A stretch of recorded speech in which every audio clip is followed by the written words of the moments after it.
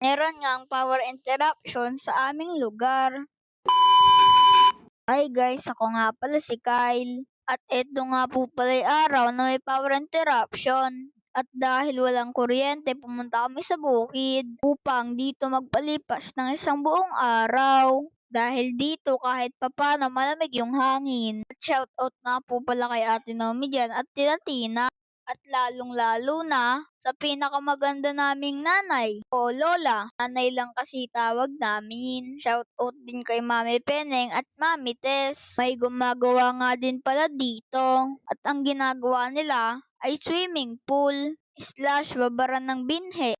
At sa mga hindi nga nakakaalam, ang binhi nga po pala ay yung palay na binababad bago isabog at itanim. Pinaluwangan na nga pala ito ni Mami Peneng para makapag-swimming kami. Thank you Mami Peneng. Sama nga din po pala namin si Kelly, Molly at Kitty. May mga dala na nga din po pala kami pagkain dahil dito na nga din pala kami kakain ng tanghalian.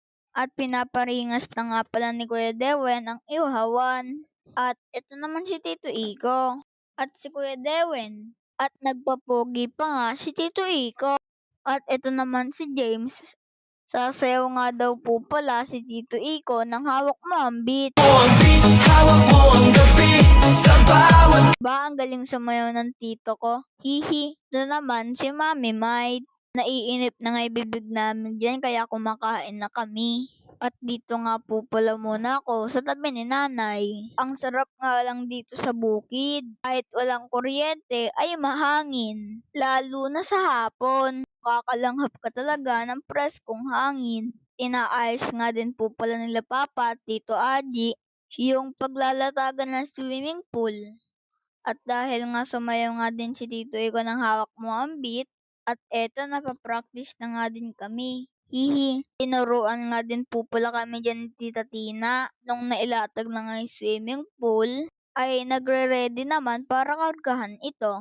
Excited na nga kami dyan. Kaya nakaupo kami dito sa gilid. Kaso sa unang bomba ay puro buhangin. Kaya linilinis muna ni Papa. Habang pinupuno nga yung swimming pool, ay kumain muna kaming lahat. Sobrang busog na busog nga po pala kami dyan. Dahil ang sasarap ng mga pagkain. At nung natapos na nga kami kumain at nakapagpahinga, ay inihagis na nga din pala kami Tito Baldo dito sa swimming pool.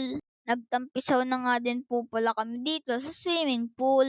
At ang lamig ng tubig. Masarap lang magbabad pag gantong mainit. At enjoy na enjoy nga po pala kami sa buong maghapon sa pagsiswimming. At kung nakaabot ko nga hanggang dito, maraming salamat sa inyong panonood at sa walang sawang pagsuporta sa mga vlogs ko. Hanggang dito na lang ako. Bye-bye. God bless. See you on my next vlog. Don't forget to follow, like, and share. Bye-bye.